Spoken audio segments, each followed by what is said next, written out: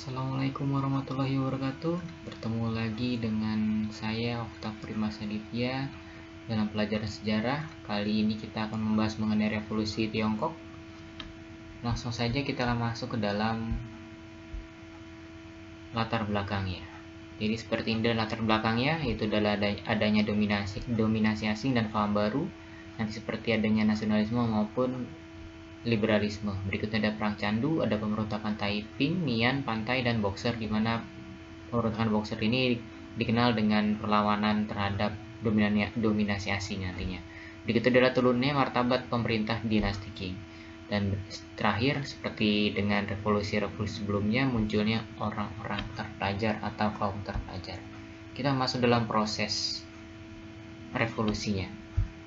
Tadi sudah pernah sempat kita singgung mengenai jatuhnya kewibawaan dinasti Qing di mata rakyat.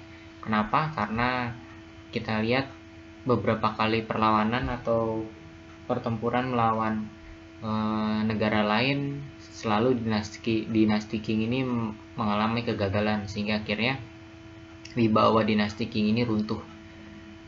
Rakyat melihat bahwa dinasti Qing tidak mampu menjaga stabilitas negara dan tidak mampu membawa kejayaan bangsa Tiongkok pada saat itu.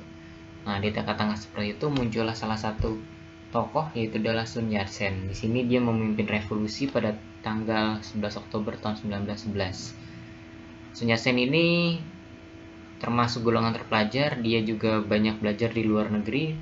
Ketika sebelum revolusi ini, Sun Yat-sen juga sebenarnya sedang berada di dalam atau di negara Amerika Serikat, dan beberapa kali ke luar negeri dalam rangka untuk menggalang dana. Dananya untuk apa? Dananya tidak lain adalah untuk membiayai revolusi ini. Revolusi ini berhasil dan akhirnya pada tanggal 1 Januari 1912 Sun Yat-sen diangkat menjadi presiden, sekaligus menandakan berdirinya Republik Tiongkok.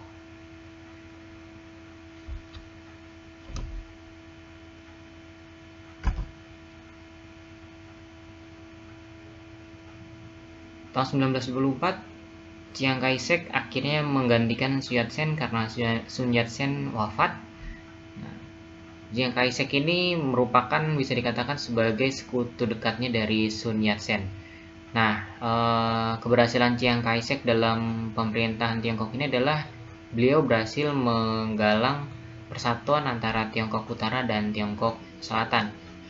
Jadi bisa dikatakan seperti bapak persatuan Tiongkok, seperti itu ya. Nah, cuman ada yang menarik dalam Sun Yat-sen dan Chiang Kai-shek ini. Walaupun dia merupakan sekutu dekat, namun dia mempunyai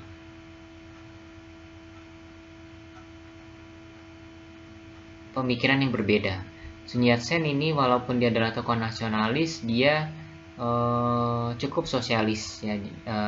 Sedangkan Chiang Kai-shek ini cenderung kepada konservatif, di mana dalam pemerintahannya Chiang Kai-shek ini dia menggalakkan atau mengutamakan seperti dikenalkan lagi tradisi-tradisi lama atau tradisi lokal. Nah, jadi itu perbedaan antara Sun Yat-sen maupun Chiang Kai-shek, walaupun dia merupakan sekutu dekat dari Sun Yat-sen. Nah, ini yang membuat akhirnya Chiang Kai-shek bertentangan dengan Mao Zedong. Nah, ketika Chiang Kai-shek ini memimpin di Republik Tiongkok, ini sering mendapatkan pertentangan dengan kelompok komunis yang dipimpin oleh Mao Zedong. Nah, jadi semenjak tahun 1924 pemerintahan Chiang Kai-shek ini selalu bermusuhan dengan kelompok Mao Zedong. Nah, namun pertikaian ini sempat terhenti di tahun 1937, di mana adanya serangan Jepang ke Tiongkok. Nah, jadi di sini Chiang Kai-shek menerima adanya gencatan senjata dengan kelompok komunis. Nah, setelah Perang Dunia Kedua selesai, Jepang keluar dari Tiongkok. Akhirnya di sini yang memenangkan adalah Mao Zedong. Jadi Mao Zedong tahun 1949 berhasil menjatuhkan Chiang Kai-shek. Nah, Chiang Kai-shek ini akhirnya keluar dari Tiongkok, memilih pindah ke Taiwan.